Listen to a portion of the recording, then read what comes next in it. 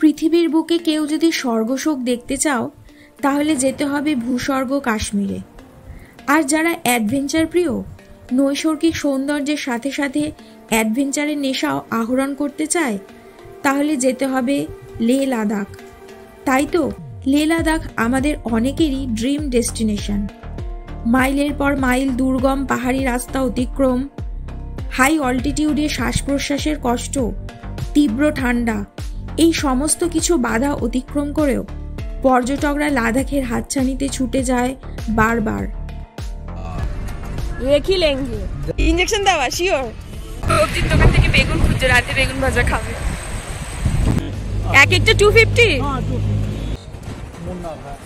সত্যি কাশ্মীর মানে ভূস্বর্গ, অসাধারণ জায়গা। এখানে ভীষণ ঠান্ডা হাওয়া দিচ্ছে। তোলো তোলো তোলো, সবাই মিলে তোলো। ঠিকের মাঝখানে আমরা এখন বসে কাশ্মীর আর লাদাখের মধ্যেখানে অবস্থিত জোজিলা পাস। আমরাও বিভিন্ন রকম বাধা উপেক্ষা করেই ছুটে চলেছি লাদাখের সেই স্বর্গীয় অনুভূতি আহরণ করতে। তার ছিটে ফোটা যতটুকু আহরণ করতে পারবো ততটুকু আপনাদের মধ্যে ছড়িয়ে দেওয়ার চেষ্টা করব। লাদাখ ট্যুর সংক্রান্ত সমস্ত তথ্য থাকছে কয়েকটি ভিডিওর মাধ্যমে। আশা করি আপনারা আমার পাশে থাকবেন। এখন আমি আছি শ্রীনগরে, আমার পেছনে এটা ডাল লেক। আমাদের লে লাদাখ যাত্রার প্রথম দিন শুরু হলো শ্রীনগরের ডাল লেক দিয়ে। ডাল লেকের মনোরম দৃশ্য দেখতে দেখতে পাশ দিয়ে হেঁটে চলেছি, আর তার মধ্যেই শুরু হয়ে গেল কেনাকাটি করা। ये प्राइस कितने है? 250 सेल में। एक एक 250।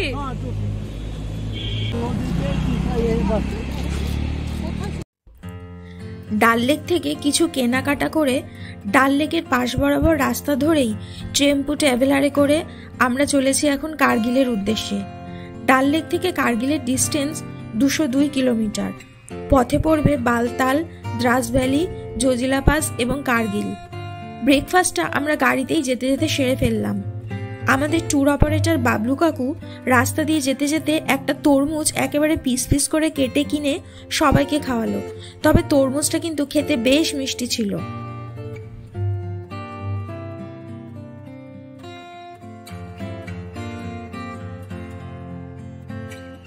তরমুজ ডিস্ট্রিবিউট হচ্ছে এখন।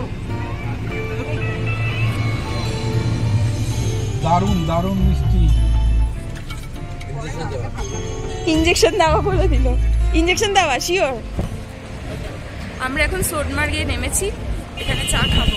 একটু চায়ের দোকান খুঁজছি, আর আমার বর এখানে সবজির দোকান থেকে বেগুন খুঁজছে, রাতে বেগুন ভাজা খাবে। সোনমার্গে চা খেয়ে বেশ কিছুক্ষণ হল করার পর আবার আমাদের গাড়ি ছুটে চলল দুদিকের পাহাড় আর নদীর পাশ দিয়ে। গাড়িতে যেতে যেতে যখন যখন পথের দুধারে সৌন্দর্য দেখে স্তব্ধ হয়ে গেছি, তখনই ড্রাইভার দাদাকে গাড়ি থামাতে বলে গাড়ি থেকে নেমে পড়লাম। চোখ ভরে সেই দৃশ্য দেখার সাথে সাথে বেশ কিছু ক্যামেরাবন্দিও করলাম। আবার কোনোদিনও আসতে পারবো কি না তাই প্রাণ ভরে নিয়ে নিলাম শুদ্ধ বাতাস। সিন্ধু নদীর স্বচ্ছ জল তীব্র গতিতে বয়ে চলেছে। সেই জল হাত দিয়েই বুঝলাম কি পরিমাণ ঠান্ডা। অনেকে দেখলাম সেই জল বোতলে ভর্তি করেও নিতে। ওটা নাকি খাবার জল, একদম বিশুদ্ধ পানীয়। সত্যি কাশ্মীর মানে ভূস্বর্গ, অসাধারণ জায়গা। উপরের ওই পাহাড়ে এখনো বরফ দেখা যাচ্ছে সাদা সাদা, আর এটা হচ্ছে সিন্ধু নদী।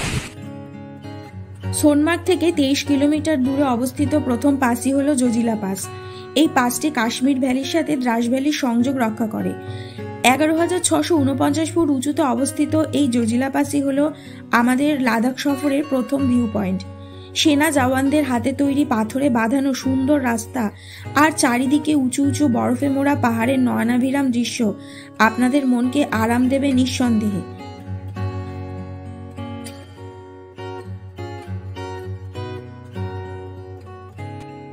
জোজিলা পাসে, এটাই হচ্ছে কাশ্মীর আর লাদাখের মধ্যেখানে অবস্থিত জোজিলা পাস।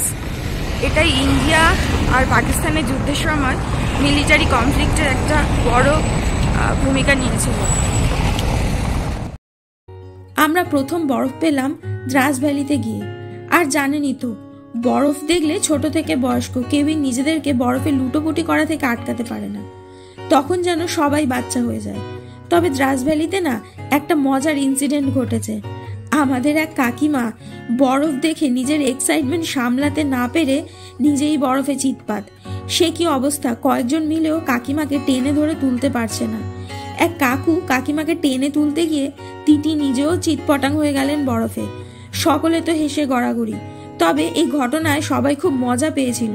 কাকিমা, তুমি যদি ভিডিওটা দেখে থাকো আমি তার জন্য দুঃখিত। জজিলা পাস আর দ্রাস ভ্যালি পেরিয়ে বেশ কিছুটা এগিয়ে যাওয়ার পর ততক্ষণে দুপুরও হয়ে গেছে, আর বরফে লাফালাফি করে সকলের বেশ খিদেও পেয়েছে। তাই খোঁজ চলল একটা ঠিকঠাক জায়গায় গাড়ি দাঁড় করিয়ে যাতে দুপুরের খাবারটা সেরে ফেলা যায়। আর আমার ইচ্ছাতেই দুপুরের খাবারের জন্য গাড়ি দাঁড় করানো হলো নদীর পাশেরই একটি জায়গা। কি দারুণ জায়গাটা, এখানে আমরা বসে এখন খাওয়া দাওয়া করব। সামনেই নদী আছে, এই দেখুন পুরো বরফ গলা জলের নদী। এখানটা বসে আমরা এখন দুপুরের লাঞ্চটা করব। দারুণ ব্যাপার। খুব ইচ্ছা ছিল নদীর পাশে পাহাড়ের উপর বসে খাবো, কিন্তু এত ঠান্ডা হাওয়া যে হাত পা যেন সব জমে যাচ্ছিল, তাই গাড়ির ভেতরেই বসে খেতে হলো। নদীর পাড়ে বসে আর খাওয়া হলো না। দুপুরের লাঞ্চে ছিল ডিম ভাত আর ফুলকপি আলুর তরকারি। খাবারও যথারীতি ঠান্ডাই ছিল। এত ঠান্ডা হাওয়ায় মানুষই জমে যাচ্ছে আর খাবার জমবে না? তবে ঘুরতে গেলে জানেন তো খাবার চিন্তা করলে হয় না। তবে সেখানে বসে না একটা অদ্ভুত জিনিস লক্ষ্য করলাম। নদীর উল্টো দিকের পাহাড়ের উপর একদল ভেড়ার পাল চড়ে বেড়াচ্ছে। এই যে ছোট ছোট এগুলো দেখছেন না, এগুলো কিন্তু ভেড়া।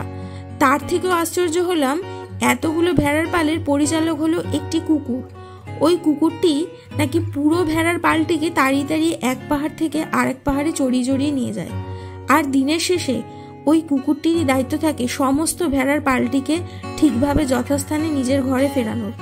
কুকুরটি আমরা কিন্তু দেখেছি, তবে এই ব্যাপারটার বিষয়ে আমাদের ড্রাইভার দাদাই বলল। ব্যাপারটা কিন্তু আমার বেশ লাগলো।